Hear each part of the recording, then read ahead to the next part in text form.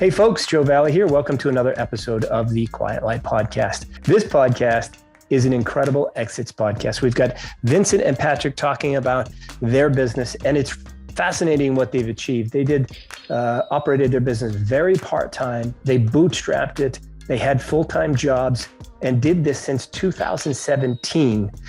They had very delayed gratification from the business. In fact, they didn't take anything from the business in terms of distributions until 2019. At that point, the business was doubling in size every year, and eventually they knew an exit was going to occur. They still didn't quit their day jobs. They talk a lot about the ability to bootstrap, delayed gratification, how their partnership worked in terms of one person not stepping on the other's toes. And in fact, their partnership is in different countries as well. Patrick is in the US, Vincent is in France. They met on an exchange program at one point, became sort of distant brothers.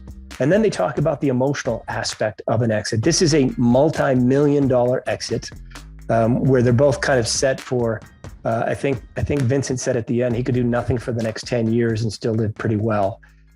You won't really get that vibe from listening to them because they're both so chill. And Patrick hasn't quit his day job yet, and he doesn't plan to quit his day job until they start to ask him to do things he just doesn't want to do. So odds are he'll be there for a while. They talked a little bit about their next adventures and what they're going to do, and gave some really good advice for entrepreneurs toward the end of the episode in terms of the best advice they would give those that are just starting out or those that are about to buy a business and become acquisition entrepreneurs. So it's Vincent and Patrick, exitpreneurs, if you will, a multi-million-dollar exit, talking about their journey. Tune in right now. Here we go. Patrick, Vincent, welcome to the Quiet Light Podcast. Thank you, Joe. It's good to have you here. I'm going to jump right to the end. Thanks for having us. Well, I'm sorry. This is so funny because we talked about talking over each other because we've got 3 instead of 2. So I really should have paused and let you respond, but you guys were being polite to each other and pausing and hoping one was going to respond to the other. Anyway, we'll get into that. Folks listening, what we're doing here, this is an exitpreneur type of interview, incredible exit type of interview. Patrick and Vincent went from bootstrap to a multi-million-dollar exit recently. And they did it as business partners, and they bootstrapped it, and they didn't really take much out of the business along the way because they always had the exit in mind. Did I miss anything there, guys, Vincent and Patrick? Did I miss anything about your journey so far? No?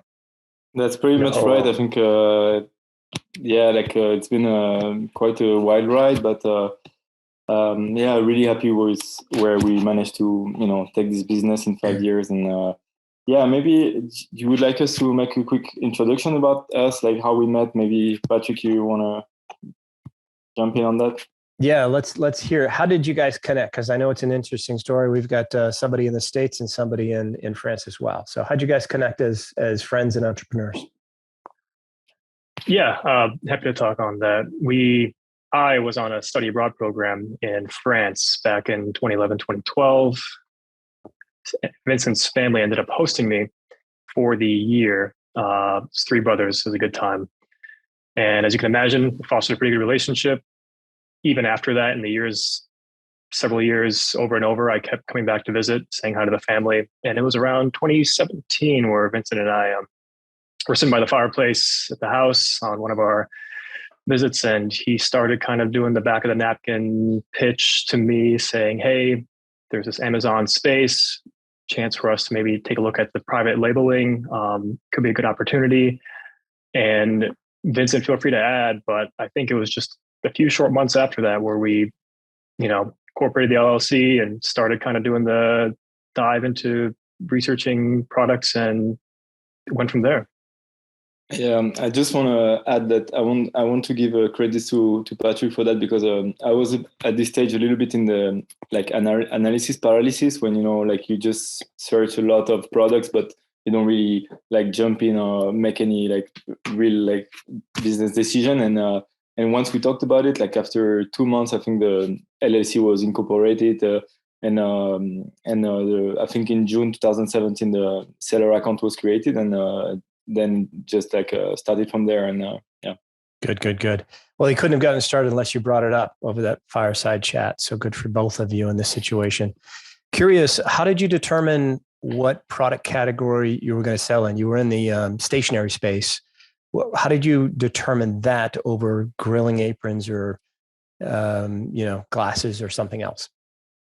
Okay, this is also a bit of a fun story. And I don't mind at all telling it because like my friends are still grilling me about it, but it's perfectly fine for me. But you know how initially they say like you don't go into like the two like sexy products because everyone is attracted to them. Mm-hmm. And like the second product that we sold was actually like some paper made like sick bags for kids that are sick in car. And like I made like I had a guy on Fiverr make a little hamster, and it has a little like quote saying. If you give it time, you will feel fine. It's just like a cute thing for kids. And basically from that on, we realized that the paper like niche was interesting because it kind of like fit a lot of criteria for Amazon FBA. And from that we found our niche. But yeah, my friends in France are still agreeing me and saying that I'm a vomit bag seller, and they call me le vendeur de vomi. So yeah, I'm not ashamed of it. I'm owning it, and it's a good story. I think so. That's you're going on a certain path and you take tangents, but it always gets you to your end goal, which in this case was building a business that you could eventually sell. Yeah. And just to add on that, like the thing is like what we did is once we found like this niche of the stationery, we didn't go on chasing the next shiny object, and we really stick to it. And we kind of like knew that we wanted to create a brand in this space. And, we never went too far from our niche. So I think that's also something that helped us.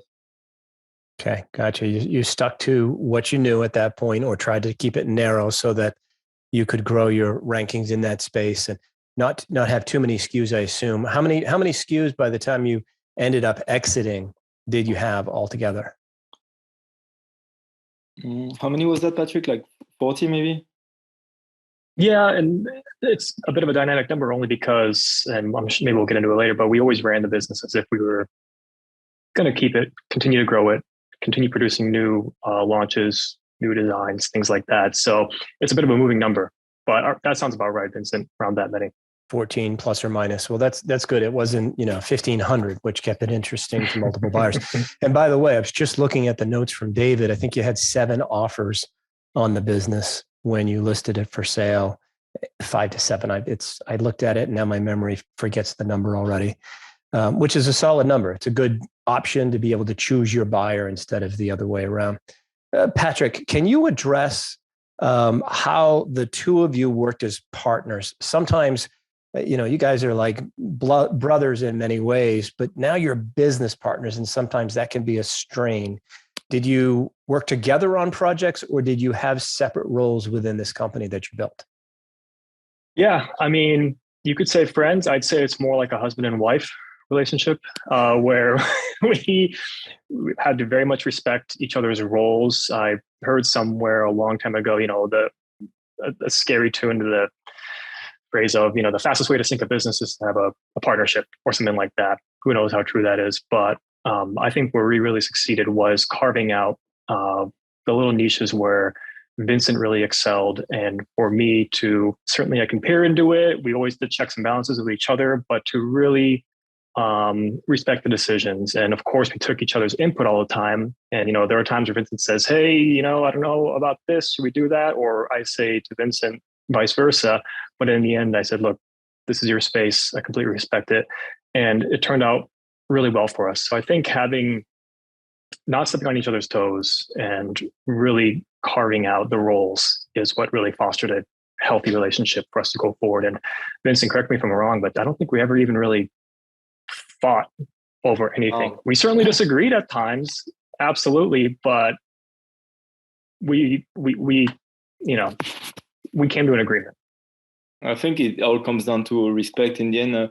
I think something interesting for us, I think it's also we had like the right level of friendship, meaning that if you start something with someone that you hang out every weekend with, it might make it a bit harder to like disconnect from work and to know when to have like your friend hat on or versus your business hat on. And I think like, Patrick had his friends back home, I had my friends, and like we had so much respect for each other because like he knows my family, I've met his mom. So this was something that worked for us. And I think I'm very pro partnership because a business has up and downs. And I think it's obvious that it's good to have someone to share the downs and not get too negative about something. But it's also, I think, very nice to share the small wins with somebody that has skin in the game, just like you. And to talk about how a new SKU is picking traction, or entrepreneurship can get a little lonely sometimes. So I think, for me, I was extremely happy to have somebody to share it with. Excellent. Did you guys, I know you bootstrapped it. We talked about this and not taking a whole lot of money out of the business. Did you do all of the promotion and marketing yourself, or did you have any agencies that helped you along the way? No, it was just us. Just have like a few contractors from like Fiverr for design work or things like that, but nothing else. I mean, we never took any VA or anything like this. Like we were always, I think we just felt like we could do it. I think we grew it to the level that it would start to get a little tricky to be just like a two-man show. But I think until now, like we managed to do it, and just staying frugal, and that was fine for us, I think. So you're being frugal. You're both working about 10 hours a week. Is that right? Operating the business? Roughly 10, 15, 10 plus or minus. Mm-hmm. You weren't taking much money out of the business. How much were you taking as a draw or payroll for yourselves? About $3K. $3K a month? And that was after what? 3 years we started taking. So this is a side hustle initially. You had other forms of income that you were surviving off of while this was building up. Is that right? Mm-hmm. Yeah. Have you quit those side hustles, or did you quit them before you sold the business? Vincent, you want to go first? I quit mine after like 2 years, and yeah. Okay. What about you, Patrick? And I still have a day job. So it's been an interesting dynamic, sneaking away, hopping off, getting on calls with DD and doing all that. But what I think was helpful also is I'm in the consulting and project management space. And I think those organizational skills certainly helped on my end of the workload when it came to, just tracking everything, setting up systems and putting those in place. So it was a bit symbiotic in the end. But yes, it was also very busy. What he's saying here is that I'm not organized, so it's fine, But what I can say for me is that now I have like a 6-month-old baby, so that's like I almost have like a day job on the side as well. So it's like we're equal now. Oh, I was going to say you're unemployed, Vincent, but you're very, very busy. There's no question about it. If you got a 6-month-old baby.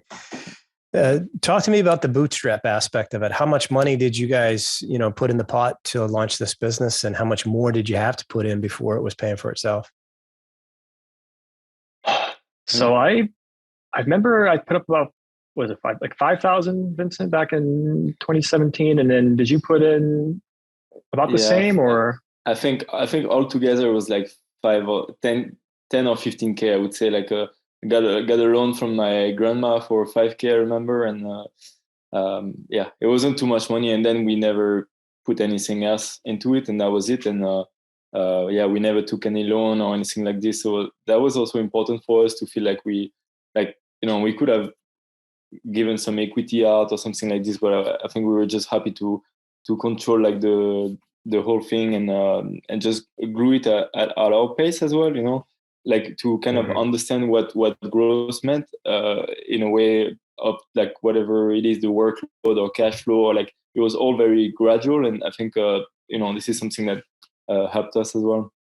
It was gradual, meaning you didn't have hockey puck growth at the beginning. It was slower at the beginning, or is that not the case? It was. It probably went for about, what would you say, Vincent, about 2 years before we kind of hit that inflection point and really started taking off. And it was around 2 or 3 years when we also started taking a small stipend for ourselves as well. So really everything that came out got poured right back in for a good amount of time. So and just to recap, last 3 years, we just doubled the business every year, more or less, like every year for the last 3 years. Cool. So just a really key point here. A lot of people are, advocating quitting your job and going all in. You guys did the opposite. You had jobs. You did this as a side hustle. And you really, Patrick, you never quit your job. Vincent, you've got a new one as a father to a newborn. Yet you were still able to double the business every year for the last 3 years. Pretty impressive.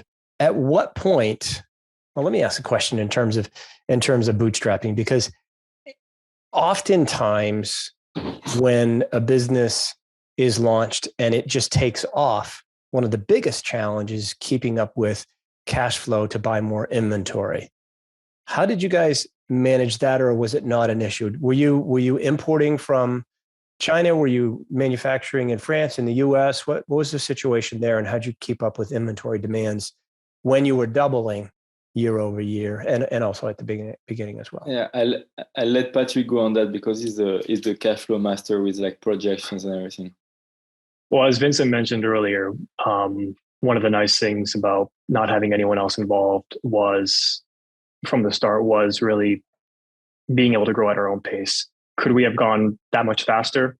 Sure. But we always kept a healthy cash flow. But as we also mentioned, everything went right back into the business. And another note to speak on the dynamic between Vincent and I, he's the creative guy, the design guy. I was more operations kind of thing. He was shooting for the stars always. I got all these ideas, let's do it. And I was kind of the guy kind of reaching up and bringing them back down a little bit, be like, hey, maybe not launch 5 products. How about 3 for now? We save the next 2 on the next batch. We got these, we got taxes, we got bills coming up, let's take a look at the numbers first. So speaks really well to kind of how we worked, because I couldn't have done it without Vincent, but I think I also really kept the business running healthy on my side as well. When Vincent would have just gone, go, go, go. So, well, I like the title he just gave you, Cash Flow Master. That's a heck of a title. I would grab that URL if it's not out there already. Just take it and teach people how to do this, because that's the biggest problem with these businesses is managing cash flow. People quit their jobs, they take more money out of the business that they need to live off of, and then they don't have enough for inventory purchases. Was your inventory overseas, in the US, in France? And what was the lead time on ordering it? Was it typical 12 weeks? Yeah, we never we only sold ever in the US. We never did anything in Europe. So typically we would manufacture in China. An order would typically take 45 days, and then altogether shipping recently has been very bad, obviously, but let's say 45 days. So in total it was 3 months, maybe from the moment you place a PO until the moment you get it into Amazon. So it's true that's our cash was always tied to this inventory and often on the water, and that's why it's a very I think Amazon FBA is an amazing business in the sense of the passiveness to it, and the way that as we say, we could grow a business without working so much on it, but at the same time the cash flow is really the main thing that always kept us. We could have grown much faster, but it was also our choice. At some point we could have gotten more money from loans, but we were just trying to finance it ourselves, and we were proud of this bootstrapping mentality. And I don't know, every penny counted for us. I mean, not that we were so cheap, but it was our own money, so we knew if we save on this, maybe we can launch one more product and grow so much faster. So that was our mentality. But I was definitely the one always I had so many product ideas, and he was oops, taxes are coming, let's take it easy. And that was the dynamic. How did you get to that inflection point, as you mentioned, Patrick, where it started to double every year for the last 3 years? Did you do something differently, or was it just a matter of time that was going to happen? I think it was a matter of time, but also not necessarily doing anything differently, but we found out what worked early on and just stuck to that from the get-go. And I think it just came with rolling the kind of in a parabolic way, rolling the money back in. You don't see much as you grow, but you soon start to compound that growth over time. So and just to add on this as well, there's a barrier to entry for more expensive products that maybe the newer sellers wouldn't be able to do. And we were already in the business for 2-3 years, and we kind of we first of all, we had a bit more cash at this point because we could save up those like 2 years, and also like we had very good idea about the market, and so we were able to like get in more like expensive items that really like just help your bottom line, and altogether it really helped our growth to be able to develop a bit more expensive products. How much were the lower items and the larger cost items? How much are we talking about in terms of average ticket? When I say expensive, it's not nothing crazy, but like for us, like a $30 item is what we consider expensive, and we sold product as low as $11.99, $12.99 is like the small products, but yeah. Okay. Yeah. Some people advocate, if they've got the funds and the capital, more expensive businesses automatically create a barrier to entry. But there's a lot of people out there with a lot of money, so I'm not sure how true that is. I'm really impressed with your choices in terms of not taking a whole bunch of money out of the business and living off your day job income. So that delayed gratification process. Was that painful? Was it both of your ideas together, or Patrick, were you saying let's take some dough out, or Vincent, were you and you just had each other to talk each other out of it? Was it a joint decision? Was it easy? Was it hard? Yeah, it was a joint decision. Was it easy? It probably got harder over the years as it continued to grow and grow. But one thing I do want to speak to that also is we really wanted to make sure we kept it lean, but we spent money where it mattered. So on one of the items, for example, we found a really, really great bookkeeper, right? And purchased the Catching Clouds Academy. I think those guys work with the A2X folks, things like that, on making sure we do the accounting for a high volume Amazon FBA business correctly and things like that. But in the end, going back to your question, Joe, it was really the fact that we saw that we were building something greater than the sum of its parts and bigger than us together. It wasn't too hard of a decision to kind of, tighten the belt and just keep rolling things back in and growing it and doing what already worked. As you were talking, sorry, Vincent, as you were talking, Patrick, I looked up your numbers. I'm stunned that all you took was $3,000 a week out of it for each other. I mean, combined $6,000. That's still a fraction of your discretionary earnings. So pretty incredible. Go ahead, Vincent. And $3,000 a month, not a week. A month still, sorry, a week, which is even more incredible. I mean, it's a fraction of your discretionary earnings. Go ahead, Vincent. Yeah, just to add, I think it was really a joint decision. And like, the thing is, like, even from the beginning, when we started in 2017, like, we always had this like delayed gratification in mind, even though at this point we had no idea that, we could ever exit the business, because that was definitely not our mindset at the beginning. But it just makes sense for us to like see it as more of a marathon rather than a sprint. And we knew like someday will come where we could potentially like harvest the fruits of what we built. But we were always happy. I mean, we don't need. I think we're both not rock stars, and we didn't need so much money. So like, why not just grow? And for me, I was just excited to create new products, to be honest. When did exiting become your mindset? If it wasn't at the beginning, at what point did you go, oh, wow, we can actually sell this, guys? This is because of you. Sorry, go ahead, Patrick. Well, I'll let you go, Vincent, in a moment. I was just going to say, we honestly always ran the business as if we were going to keep it forever. But we also decided, let's see what's out there. And if something does come along where we believe we can get a fair price for what the business is worth, then we'd actually consider it. So that mindset, I think, also helped us grow it to where it was, because it's basically our baby. We still kind of see it as our baby, but we're giving it away for adoption in a way. But we want to see it succeed. So with that being said, it was a bit of both. Yeah. Go ahead, Vincent.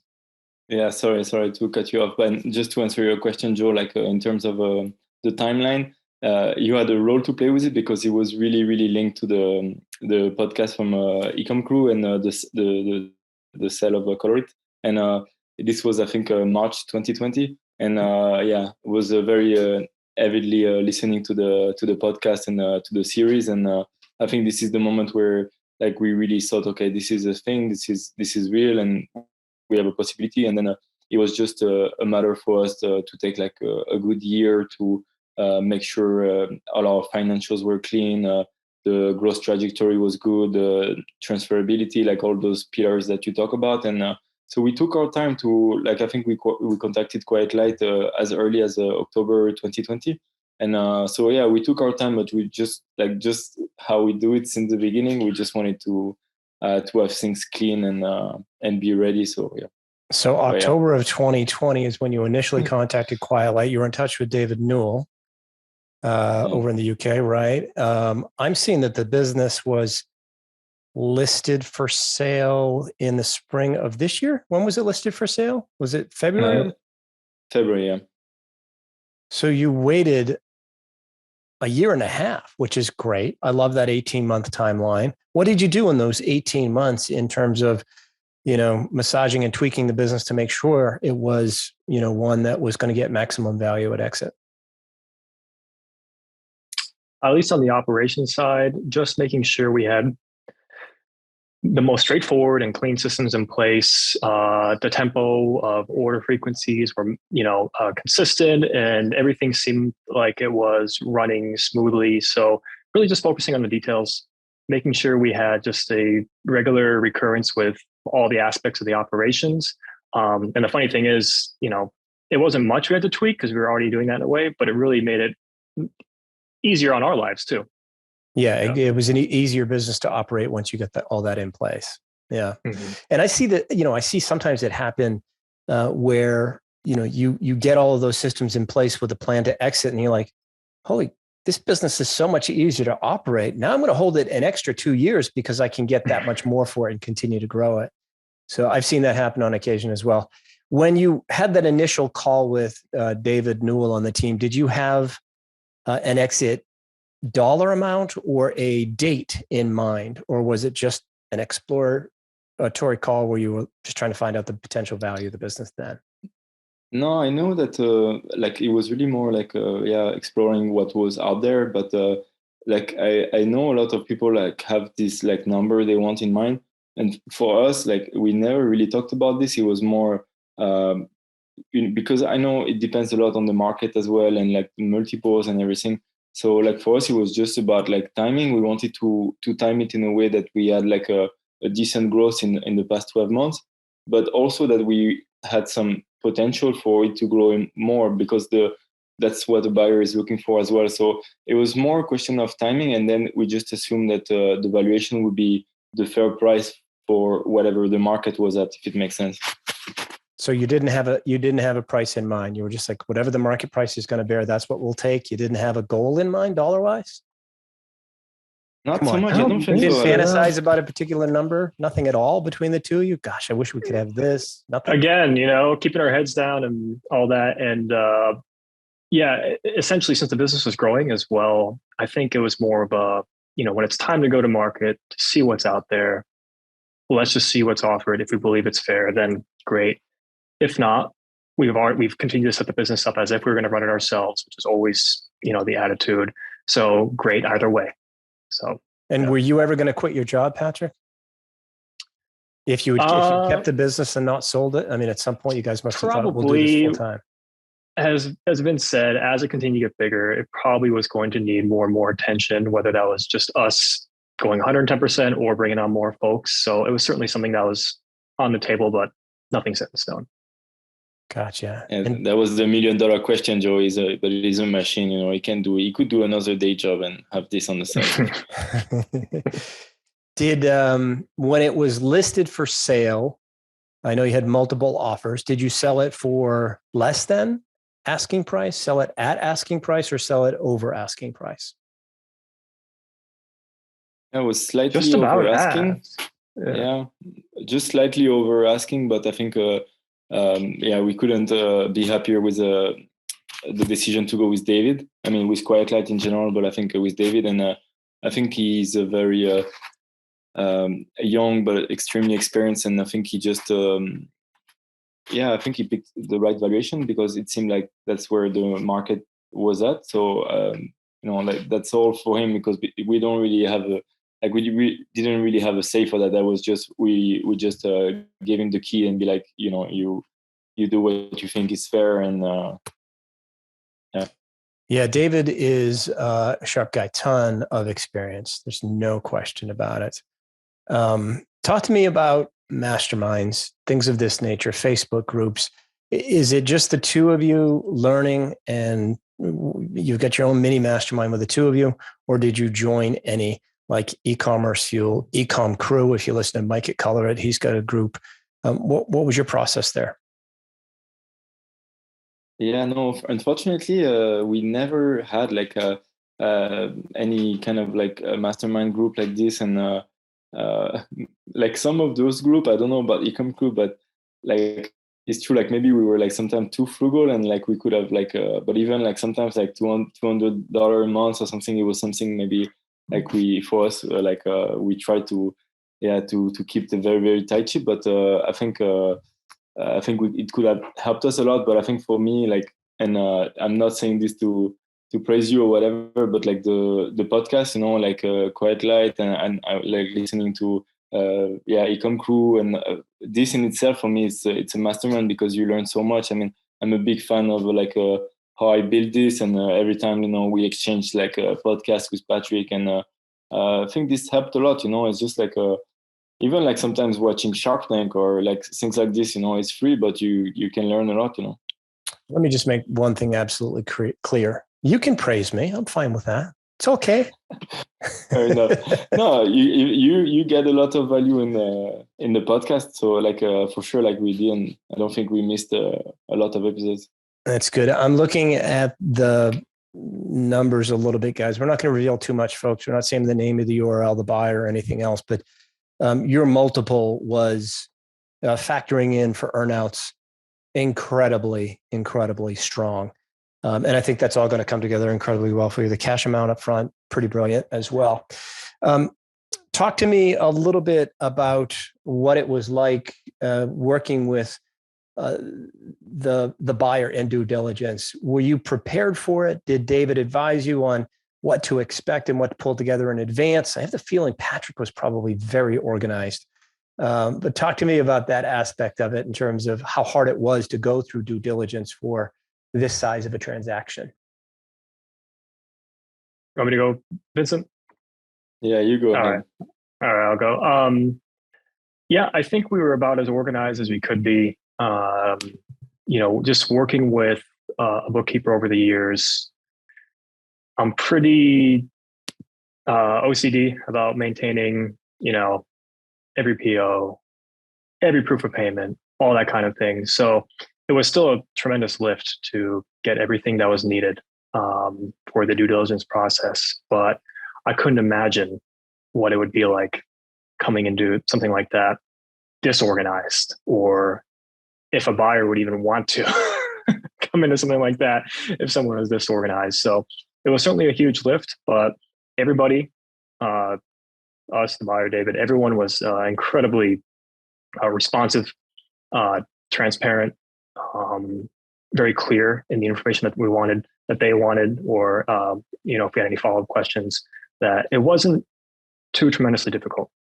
What would you recommend? Not saying it wasn't a lot of work, though. No, it's a lot of work. I was one of those buyers that went into it sort of organized. Sellers back in 2010. Mark gave me a lot of great advice, but I didn't necessarily take it. And I remember complaining to my wife, I was working harder in due diligence in the business than I was actually operating the business. Mm-hmm. So the more you can prepare for that, the better. Quiet Light's got some great due diligence checklists that people can go through. I talk about it in the book, what you can prepare over time so that you're not scrambling while operating the business, working with your buyer and all of that other stuff. You can just prepare that stuff over time. Yeah, Vincent, go ahead.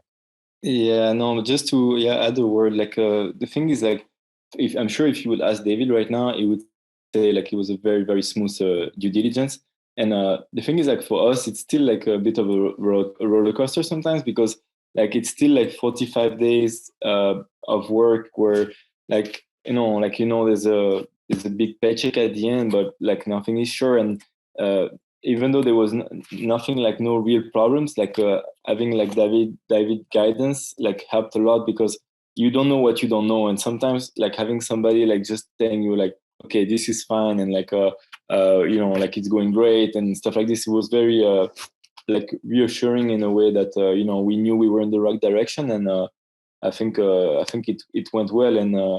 And just like during the like, I think in your book you mentioned one of the rules is also like to like don't be a jerk, like and I think like we followed that in a way that it went great with those guys that acquired us. And I think we had a good very professional like relation. And it may sound obvious, but sometimes like you need to pick your battles. For example, like we try to meet in the middle on some things, because it seemed like the fairest thing to do. Like, for example, we had like some SKU that was not selling very well, just like barely breaking even, and we were very upfront about like just gifting them this inventory. For example, it's small thing, but even for us it wouldn't seem fair to like sell this inventory. And I think it's like small things like this that just like put some confidence into the buyer, and just make the process even smoother, I would say. So yeah. Well, that's exactly what happened with the Mike Jackness Color It exit, right? He had to gift some inventory to his buyer and some other inventory. He did a long seller note because it was taking a long time to sell. And you know what? That just instills confidence in your buyer that you're a good human and looking out for their interests as well. And it gets the deal closed at the end of the day if you're in a situation like that. You guys seem very level-headed, the two of you combined together. Maybe you're just being super chill here. I don't know what you're like around a fire pit, having a few brews, but was this an emotional process at the end? Let's talk about the 5 days. You're negotiating the asset purchase agreement. You're mostly through due diligence, and you're marching towards signing an asset purchase agreement, and then millions of dollars going to be transferred into your account. Were you stressed out? Were you sleeping well? What was life like? I guess I'll start. In the end, well, as Vincent said, there was absolutely an emotional roller coaster throughout the process, especially the flurry toward the end, as everything had to get buttoned up. But I think just from the attitude that we've had from the beginning, and in combination with really never taking much out of the business, it almost felt like once it was all said and done, it was almost like, yep, this is it. Makes sense for what we've built over the years. Kind of seeing the fruits of our labor. Just because we've continued to sacrifice and roll everything back into the business over the years. That's not to say it wasn't, a bit of a roller coaster, especially in those last days, and signing documents and going back and forth. So that was my take from it. Vincent, what about you? No, but yeah, I think we're acting chill now, even though like the dust is barely settling. But for me, it was stressful. I mean, you would ask my girlfriend or my friends, like it was definitely an emotional process. And we had the help from David on that. Like sometimes I was just sending him a WhatsApp, be like, what do you think? Or it's taking a few more days. But it was definitely stressful. And the day that the money hit the account, like Patrick was definitely refreshing the bank page for forever. Like, just like on one last word on this, like from the beginning of the process, that's exactly what we said to each other, is like, look, the worst case scenario here is that we keep a healthy business, and we knew this was like the worst for us. So it always seemed like as like not the worst thing on earth, like if this was not gonna happen. But this doesn't mean that it wasn't stressful for me. It was definitely Could either of you imagine at this point selling directly to a buyer versus having representation by someone like David and Quiet Light? Could you have gotten the same price, Patrick? Would you have gotten through it? Would you have survived, renegotiation tactics and all that? I think a strong maybe, only because, as Vincent mentioned, David was it was funny. He mentioned, he's 25% advisor, 75% therapist, right, throughout the process. And what really helped was, for him to lay out the landscape, the next steps, what's going on. And now that we've done it once, could we do it again without too many hiccups? Maybe, but it just adds a really nice layer of trust, and having that third party who's done it so many times be there with you, just to give, when we only have a flashlight in a tiny dark room, just turn the light on to everything and just see how the landscape is going. So honestly, I would still use, Quiet Light, David. Really happy with the relationship we built with David. What do you think, Vince? Is there going to be a next time, Vincent? Are you guys going to do this again and launch another business, or are you just going to chill for a while and see what happens? Yeah, I think we understand that there was also quite a lot of luck associated with the timing that we had to start Amazon FBA was a really good time. So I think both of us, we know that we don't want to think that the next thing we touch is going to be gold again. So I think we want to maybe just take a few months off, maybe 6 months, and to make sure that the next business we're really going to bring value, and it's going to be differentiated, and it's going to be something great, and not just rush into starting something new. But I think we make a great partnership. So I'm definitely in. And to answer your previous question, I think also the fact of putting a pool of buyers together at the same time with a strong going to market in a strong fashion with all the network that you guys have at Quiet Light. It's for me, it makes a tremendous impact, and this is not something you get from messaging individually the aggregators. And I think a lot of them would be happy to get just private messages and owners that try to talk directly with them. But no, I think for me, extremely happy, and would definitely do it again through a broker, because it just helped us. Even just the guidance, you it's the first time you're doing that. It's a huge transaction about something you have no idea about. I think you don't know what you don't know, and for the people who think they can do it themselves, good for them. But I'm personally very happy we were both on the same page as from the beginning to just go with an advisor. Yeah, I like Patrick's analogy. You're in a dark room with a flashlight, and David comes in and turns the lights on, and you can see everything. Ask any question, things of that nature. Really, really big difference there. So, what do you guys recommend to the audience that's listening, that is either at the beginning stages of their entrepreneurial journey, in the thick of it, 2 years in, or even if there's an audience member that's out there that's going to be an acquisition entrepreneur, and they're going to buy a business and grow it from there? What are one or two tidbits you could give from your experience as successful entrepreneurs who did some really smart stuff? Bootstrap, good partnership, delayed gratification, and now you're both sitting on more money than most people see in their lifetime. You want to start on this, Patrick? Sure. From the nerdy operations side of things, I would just say, and I've heard this said before in a lot of different mediums, know your numbers and get a bookkeeper, a good bookkeeper. I tried doing the cash basis for a hot second and said, nope, not going to work. I need to get the proper people in place that can do the book so that we can know our numbers. We can know what's coming up. We can look at our cash flow.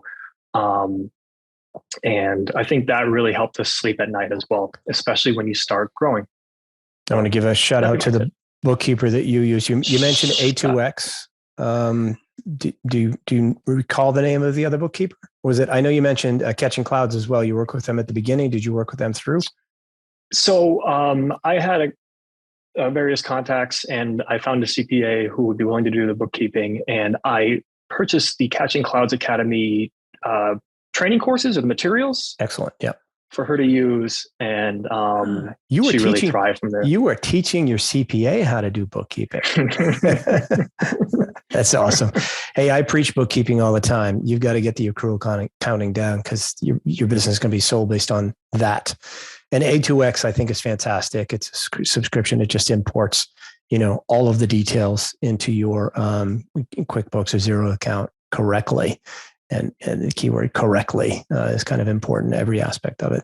Vincent, what do you recommend to folks that are out there just starting their journey? So, yeah, for me, I would say like the biggest thing at the beginning is the mindset, because, like you have to have like a big why behind what you do. And for us, like, was trying to, this all came from reading Tim Ferriss' book, like 4-Hour Workweek. So like it was really like this motivation to like kind of free ourselves from the rat race and kind of thing. And for me, that was always like the freedom, not really the money, but the freedom that this would bring us. And I think then I would say just have like long-term vision, because like see it as a marathon. And I would say also, like, if you want an exit, even if you don't do anything black hat, because this is going to show, like in the due diligence, they're going to see everything. So if you have used some dirty tactics about reviews or those kind of things, the guys are smart on the other side, so they're going to figure out. So yeah, that would be my 2 cents. That's an excellent point. Both of your suggestions are all really about building a great business for a great buyer to take over at a great price, so that everybody's happy at the end of the transaction and your buyer is running a successful business after the fact. It's not taking them for every cent you can. That's not the way it is, because that is going to fall apart in due diligence, Vincent, because you lied or cheated to get what you did. They are going to catch you. They didn't have the ability to spend millions of dollars buying your business by being stupid. For sure. And you need to see it as this is not a winner take all, like somebody's going to want your company for a reason, but like you also need to have like the potential and the opportunity to grow. And like, for example, right now, like we exited like about a month ago, but like they're seeing like really good numbers, I think, in the business, and we couldn't be happier, because at the end of the day, like, everybody's happy, and that's what we want, and we also like, this is our baby, and we want them to take it to the next level. And like, we'll be more than happy, like, if they take it to like 8 figures or something, because that's really what we want. And so like, we're happy for them, we're happy for us, and I think that's a good end to the story, I think. I agree. That's a great end to the story. I want to thank you both for coming on the Quiet Light podcast and sharing your journey. And if you go on another journey, I'd love to have you back on as you start that journey together in your next business. And then we can recap when you have your next incredible exit. So thank you both for joining us on the Quiet Light podcast.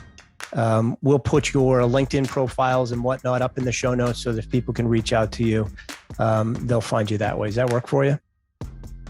Sounds great. All right. Thank you, guys. Appreciate your time. Thanks a lot, Joe.